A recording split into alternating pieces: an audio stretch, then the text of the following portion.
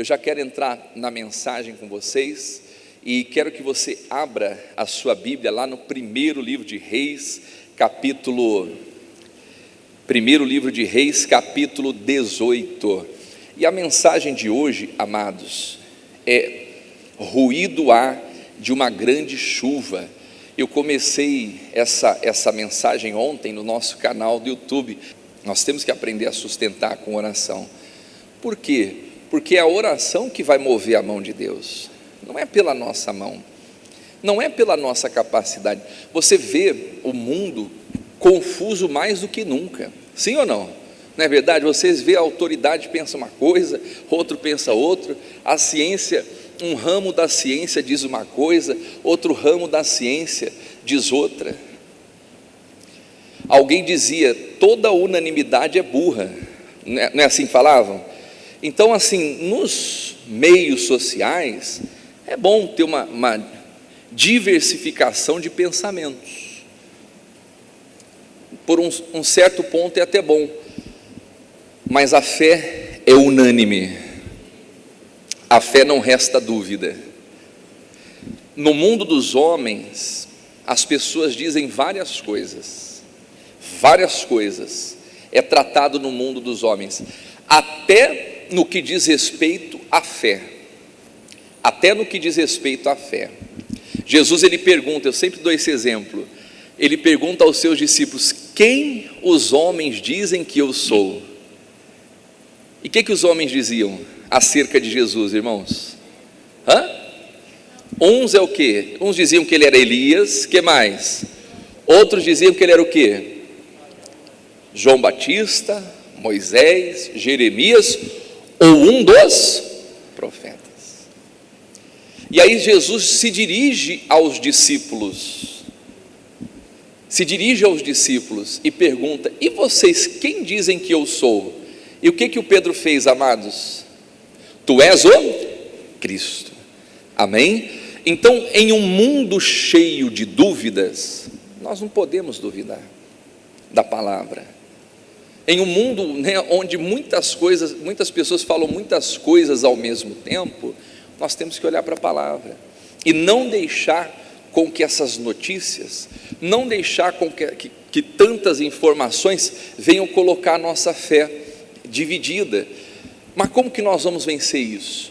Com oração, com palavra de Deus e oração. Então, o primeiro livro de Reis, olha o que a Bíblia vai dizer aqui. Primeiro livro de Reis, capítulo 18, o versículo eu falei para vocês o versículo? 41, então vamos lá, diz assim, irmãos, então disse Elias a Acabe, sobe, come e bebe. Quer dizer, o Elias disse a Acabe, sobe, come e bebe. Por que, igreja? Diz assim, sobe, come e bebe, porque ruído há de uma abundante chuva. Então o Elias estava profetizando, que haveria sobre aquela nação novamente um ruído de uma grande chuva, que Deus derramaria chuva em uma terra que há 3 anos e meio não chovia. A chuva para eles era rara, não tinha chuva, quer dizer, estava em falta, 3 anos e meio sem chuva. Então, diante daquele contexto, nós encontramos a viúva de Sarepta, e a Bíblia diz assim que haviam tantas viúvas, irmãos, ninguém é abençoado por acaso, haviam tantas viúvas em Sarepta, nos dias de Elias, mas qual foi a viúva que prosperou? A que creu, a que acreditou. Então, na época da fome, na época da seca, na época de dificuldade, quem vai prosperar? Os que creem, os que confiam no Senhor, amém? Quer dizer, tinham tantas. Deus fala assim, o Elias vai a Sarepta, porque eu vou preparar uma mulher que vai te sustentar. Já pensou se Deus fala isso para você?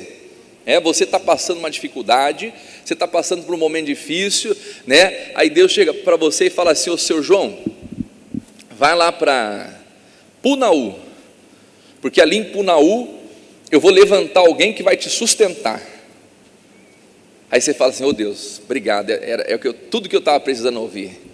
O Senhor vai me levar numa grande casa, vai preparar alguém cheio da bufunfa, como fala aí, não é? Cheio e tal, porque eu estou precisando de alguém, é verdade, Deus, quanto tempo aqui eu estou precisando de alguém para me sustentar. E aí o que acontece, amados? E você vai a Punaú, e você encontra lá uma mulher, Deus disse que era, que vai te sustentar, só que essa mulher é viúva, era uma mulher viúva, que não conseguia sustentar nem ela. Mas olha como que são as coisas de Deus, por isso que nós vivemos por fé e não por vista.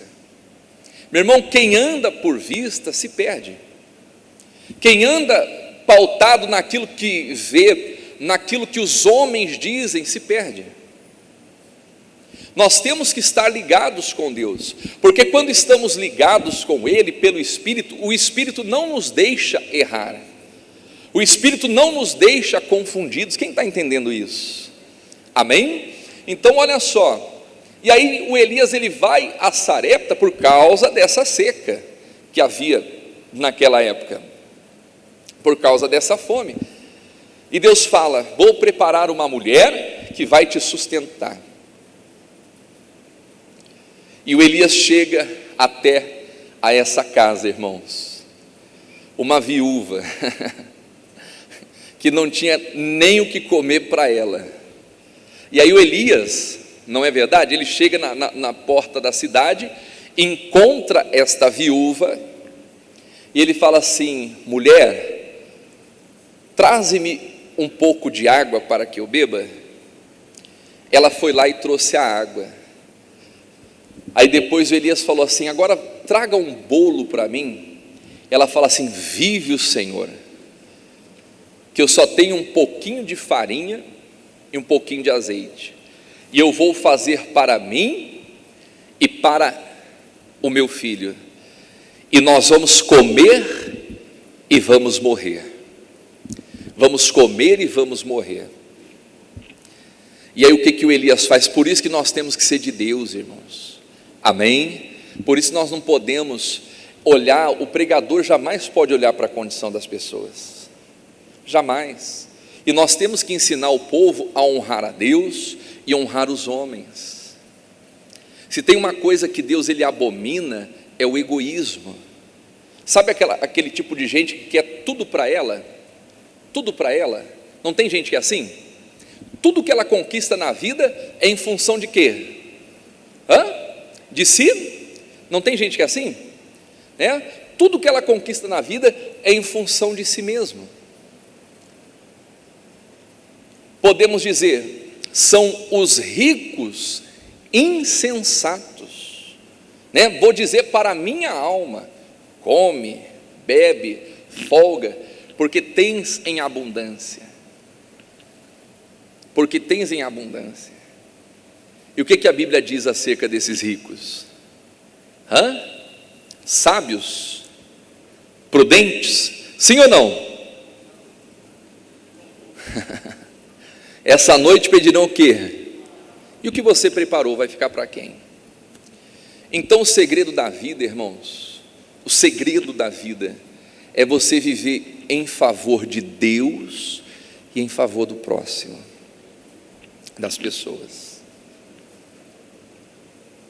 Em favor de Deus e em favor das pessoas, do próximo.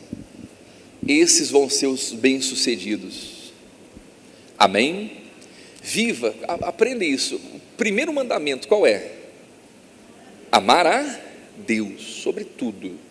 Meu Deus, o primeiro na minha vida é o Senhor. Esses dias eu falava, sábado passado, retrasado, foi aniversário do meu filho. No dia do aniversário, só que eu tinha uma reunião ministerial, e eu estava aqui na reunião. E quantas vezes, porque na minha vida, na minha casa, tanto da minha parte quanto da parte da minha esposa, a prioridade é o reino de Deus.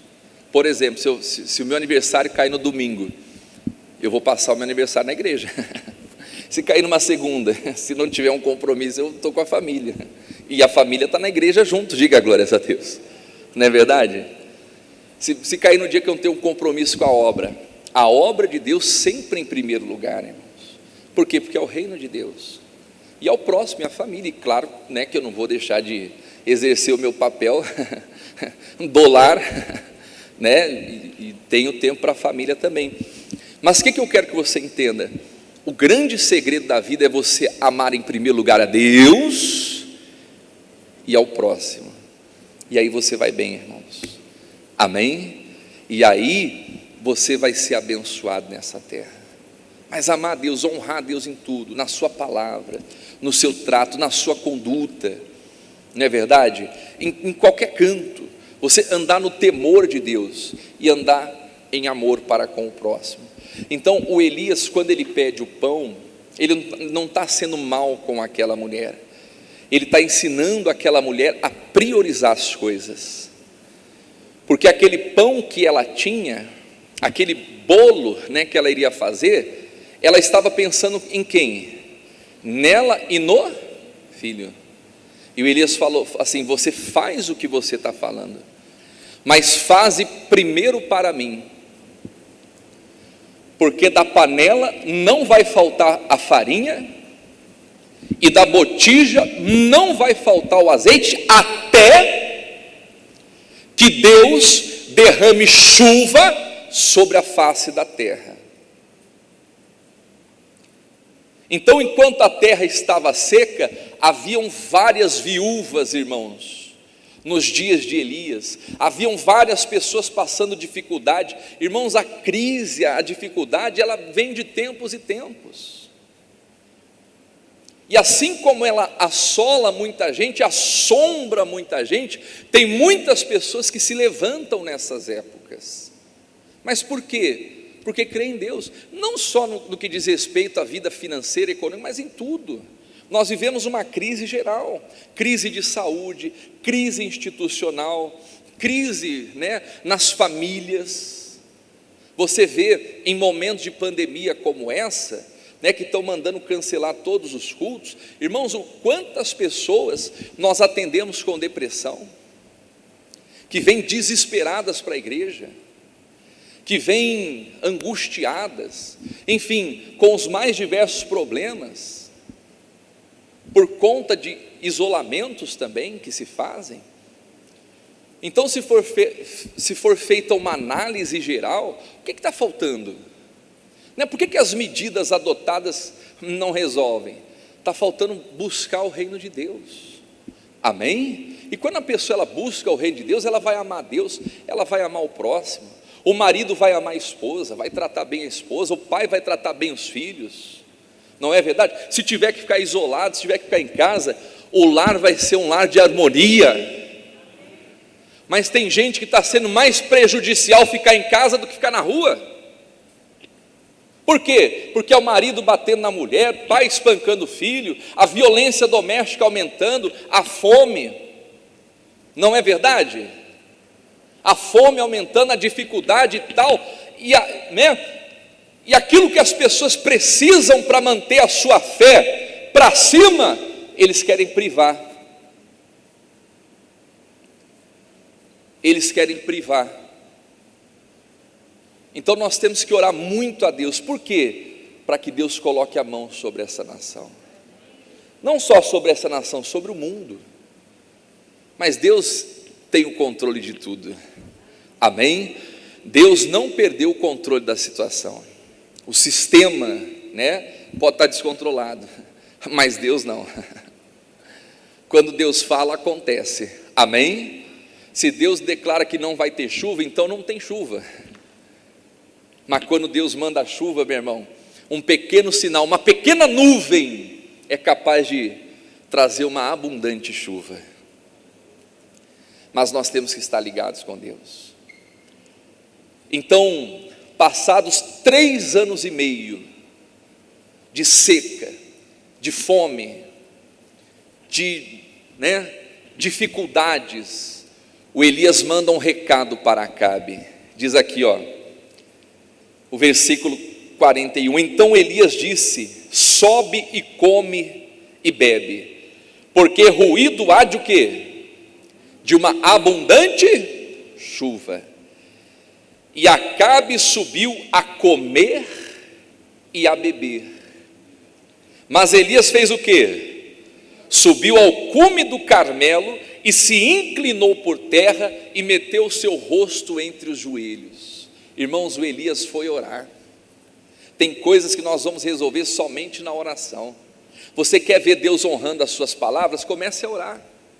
Amém? Às vezes a pessoa ela fala por falar, ela louva por louvar, ela prega por pregar. Não, porque Deus vai mandar uma grande bênção, e ela fica esperando, não acontece. Mas o Elias falou: veja um ruído de uma grande chuva. Não é o que diz aqui? É isso mesmo? Porque um ruído há de uma grande chuva. E aí o que ele faz? O Elias manda o Acabe para casa, vai lá comer e beber. E o Elias faz o quê? Vai fazer o quê? Vai dobrar os seus joelhos. Você quer ver Deus honrando a sua fé? Então seja de oração. Coloca o seu joelho no chão, cara no pó, fala com Deus. Meu Deus, eu dei a minha palavra pro meu credor, que eu ia pagar ele na data tal, mas eu não sei de onde que vai vir esse recurso. Meu Deus, eu vou dobrar o meu joelho, não sei de onde vai vir, mas o Senhor vai mandar. E você começa a orar, você vai insistindo ali, você dobra os seus joelhos, você coloca a sua cara no pó, você vai falar com Deus, e Deus manda a grande chuva, e Deus manda a grande bênção, que as pessoas estão precisando. Então, enquanto Acabe foi para casa comer, foi para casa beber, Elias fez o quê? Subiu ao cume do Carmelo e se inclinou por terra. E meteu o seu rosto entre os joelhos. Ele foi falar com Deus, irmãos. Ele foi orar. Ele foi clamar. Enquanto o bambambam do Acabe estava em casa comendo, o Elias estava em casa. Ele estava no monte orando. Estava com seu rosto no pó, para que Deus mandasse chuva sobre aquela nação. Então nós temos que colocar o rosto no pó, nós temos que ter uma vida de oração. Quem está entendendo isso? Olha só o que diz, queridos, vamos continuar aqui, meteu o seu rosto entre os joelhos, prosseguindo ali, e disse ao seu moço: sobe agora e olha para a banda do mar. E subiu e olhou e disse: não há nada. Não há nada. Às vezes você começa a orar, você está ali rasgando o seu coração diante de Deus, e você diz: pastor, eu não estou vendo nada, não estou vendo resultado nenhum, não estou vendo meu marido mudando, não estou vendo meus filhos mudando. Meu irmão, continue firme, não jogue a toalha, não desista da sua família, não desista da sua saúde, não desista daquele seu familiar que está mal, que está entubado, que está passando por uma situação difícil, que está nas drogas, que está no vício, que está no crime. Não desista. Pastor, mas eu estou orando. Sobe e vê, o moço do profeta subiu e ele não viu nada. Mas nós não vivemos por vista, nós vivemos pela fé. Andamos por fé e não por vista. Bem-aventurado aqueles que não viram, mas creram. Pastor, não estou vendo nada. Mas você não precisa ver nada, meu irmão, continua orando, porque Deus vai mandar um sinal, Deus vai mandar uma luz, Deus vai mandar uma nuvem, Deus vai mandar o sinal de uma grande chuva. Você pode não estar vendo nada, mas meu Deus, o Senhor está trabalhando. Creia, amém? Tem coisas na nossa oração que não é no dia para o outro. Daniel, para receber uma resposta de Deus, levou quantos dias? 21 dias. Daniel ficou 21 dias se humilhando, jejuando, se consagrando, rasgando seu coração diante de Deus. Quando chegou o 21º dia, o anjo apareceu, a resposta chegou. E ele falou assim: Daniel, homem muito amado, Eu vim por causa das tuas palavras e da tua oração. Desde o primeiro dia que você começou a orar, eu vim para trazer a resposta. Mas o príncipe da Pérsia me impediu, e aí tiveram que trazer lá o anjo Miguel para poder levar a resposta para ele. Então você começou a orar, não está vendo nada? Continue orando, amém? Porque o sinal vai aparecer, e quando Deus mandar o sinal, creia. Quando você começar a ver um pequeno sinal, seja lá o que for, qualquer modificação, meu Deus, é a resposta, meu Deus, é a bênção que eu estava precisando. Meu irmão, para quem tem fé não precisa de muito, não, ela crê nos mínimos detalhes, e Deus vai lá e honra ela, amém? Quem está entendendo isso, amados? Olha o que diz aqui a Bíblia, vamos continuar ali, diz ali o texto, o versículo 43 ainda, e subiu e disse: não há nada. Então disse ele: torna lá 7 vezes, vá lá 7 vezes, se for na primeira não aparecer nada, volta lá, até aparecer, torna lá 7 vezes, meu irmão, Deus sabe todas as coisas. A fé, ela é perseverante, amém? Aprenda a perseverar, aprenda a persistir, não desista. Já viu aquele ditado?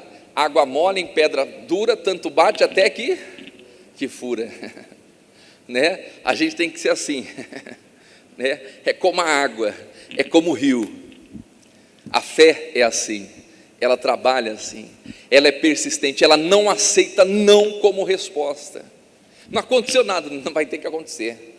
Jesus foi até aquela figueira, estava com fome, ele viu uma figueira de longe, cheia de folhas, e aí Jesus vai até aquela figueira, né, achando que encontraria alguma coisa, mas Jesus não sabia que não era tempo de figos, ele não é o autor da vida? Claro que sabia, mas meu irmão, na presença de Jesus tudo floresce. Aprenda uma coisa, na presença de Jesus só não floresce quem não quer, só não dá fruto quem não quer, porque quem está ligado com Ele, né, e Deus nele, e Ele em Deus, a Bíblia diz, esse dá muito fruto. Então só não produz na presença de Jesus quem não quer, quem se recusa. E quando Jesus está diante daquela figueira, o que ele encontra nela? Somente folhas. E a Bíblia diz, porque não era tempo de figos. E o que Jesus faz, irmãos? Ah, meu Deus, eu me enganei. Não, vamos voltar, eu pensei que ia ter. Não, ele amaldiçoou, fala, nunca mais coma alguém fruto de ti. Ele amaldiçoou aquela figueira, cheia de folhas, que não produzia nada. Mas por que ele fez isso? Porque ele é o sim e o amém. Meu irmão, quando a pessoa está na fé, não existe não como resposta, ela vai até conseguir, diga glórias a Deus. E Jesus viu que aquela figueira se recusou a produzir o fruto, porque a Bíblia diz que ele colhe aonde ele não plantou, ele junta aonde não, ele é Deus. Ele olha para aquela figueira e fala, nunca mais coma alguém fruto de ti. E no dia seguinte eles estavam passando, aquela figueira cheia de folhas, estava como? Seca, desde as raízes.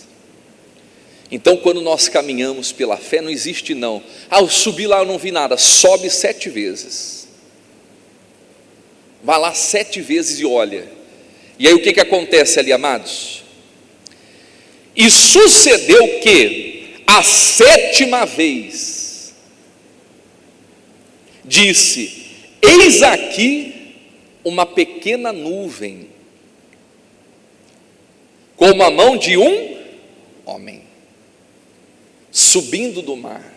Meu irmão, para quem crê na palavra, um pequeno sinal muda tudo.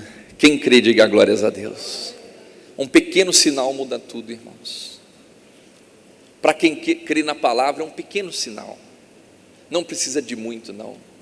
Talvez você está com seu familiar entubado numa UTI, pastor, começou a reagir, estava com 99% do pulmão comprometido, agora está com 98%, é 1% que mudou, mas ela já crê naquilo como um grande sinal. Amém, queridos? Estava quase morto, estava desenganado, para os médicos não tinha o que fazer, mas o impossível para o homem é possível para Deus. Amém? E Deus é poderoso, irmãos. Quem crê, diga glórias a Deus. Quer dizer, uma nuvem como a de uma mão de um homem subindo no mar. Então disse ele: sobe e dize a Acabe: aparelha o teu carro e desce, para que a chuva não te apanhe. Olha a ousadia de Elias. Vai lá e fala para o Acabe entrar no carro dele, aparelhar o carro e descer, para que a chuva não venha apanhá-lo no meio do caminho. Não chovia há 3 anos e meio, amados. E aí diz aqui o texto, o versículo 45: e sucedeu que, entrando os céus, se enegreceram como com nuvens e vento, e veio uma grande chuva, e Acabe subiu ao carro e foi para Jezreel. Meu irmão, Deus vai mandar uma grande chuva para o seu povo, eu creio nisso. Amém? Eu estava vendo, algumas pesquisas, e as maiores dificuldades que a sociedade tem enfrentado hoje é a vida da saúde e a vida econômica. Em primeiro lugar, vida econômica. Primeiro lugar, vida econômica. E acaba gerando outros problemas também. Não é verdade? Uma coisa está ligada à outra. E obviamente a vida espiritual é em primeiro lugar, mas do plano material, o que as pessoas mais têm sofrido hoje, vida econômica e saúde. Tanto que você só vê falar isso nos noticiários, né? Porque nós estamos em crise de saúde e crise do quê? Financeira, econômica. O país mergulha numa crise de saúde e uma crise econômica. São as duas maiores crises que o povo brasileiro e muitas nações estão enfrentando hoje. Mas Deus, irmãos, Ele é poderoso para nos abençoar em todas essas áreas. Amém? É poderoso para fazer isso. Então as duas maiores crises que as pessoas estão enfrentando hoje é saúde e economia. Mas está ligado ao que? Isso aí podemos atrelar ao que? Às vezes a falta de buscar Deus como se deveria. Porque tem muita gente que tem dinheiro para dar e vender lá fora. Tem ou não tem? Sim ou não? Mas quando vai dormir, não tem a consciência limpa. Sabe que se for o último dia dessa gente, ela sabe que ela está com o pé lá no inferno. E o inferno começa quando ela fecha os olhos para dormir. Não sabe se vai acordar no dia seguinte, e se acordar, onde vai acordar. Não é verdade? Mas, meu irmão, com Deus não. Com Deus Ele muda qualquer circunstância. Mas nós temos que priorizar o reino de Deus, priorizar a sua justiça. E nós vamos começar um propósito, esses 10 dias, esses 10 últimos dias da campanha do mês de março, nós vamos orar, amém? Começando a partir de hoje, diga glórias a Deus. Nós vamos entrar, os 10 últimos dias da campanha desse mês aqui, pela mão de Deus. São os 10 últimos dias, irmãos, que nós mais vamos orar. Todos os dias eu vou dobrar os meus joelhos, vou colocar, assim como Elias fez, colocar a cabeça nos joelhos ali e orar, e clamar, esses 10 últimos dias. E eu quero que você participe, você que está aqui, você que está em casa, você vai participar conosco da nossa oração da noite. Quem está participando da oração da noite no YouTube? Amém? Não deixe de participar esses 10 dias, é a reta final dessa campanha, irmãos. Deus vai mandar uma grande chuva, amém? Deus vai mandar uma grande chuva para o seu povo, chuva de bênção, chuva de avivamento, amém? De cura, de saúde, de restauração, de salvação. A salvação de Deus é completa, Ele vai mandar uma grande chuva e nós vamos orar, e Deus vai nos guardar, vai nos proteger e vai nos abençoar. Então hoje, eu tenho feito essa live todos os dias, durante todos os dias nós estamos aqui no YouTube fazendo essa oração, e hoje, irmãos, a partir de hoje são os 10 últimos dias que nós vamos pegar firme na oração, na palavra, e você não deixe de participar com a gente no YouTube hoje à noite, juntos pela mão de Deus, tá bom? Esses 10 últimos dias nós vamos intensificar as nossas orações, e vamos clamar, vamos consagrar, e Deus vai dar resposta. Ruído há de uma grande chuva, amém? Vamos ficar de pé, meus amados, e aí eu vou ler em pé com você esse texto, voltando lá, 46, minha página virou aqui, é o vento, vai lá, o 46 diz assim, e a mão do Senhor estava sobre quem? Sobre Elias. Meu irmão, a mão de Deus está sobre Elias, a mão de Deus está sobre nós, amém? Está sobre mim, está sobre você. A mão de Deus estava sobre Elias, e aí diz o texto sagrado, o qual cingiu os lombos e veio correndo perante Acabe, até a entrada de Jezreel. Meu irmão, por que Deus respondia à oração de Elias? Porque a mão de Deus estava sobre Elias. Mas por que a mão de Deus estava sobre Elias? Porque Elias orava, Elias se consagrava, diga glórias a Deus.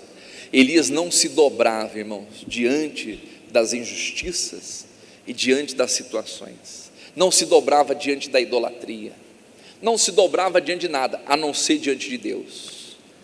Quantas viúvas existiam em Sarepta nos dias de Elias, mas quem teve sustento por 3 anos e meio na época da seca? Sabe quem teve sustento? A viúva que sustentou Elias.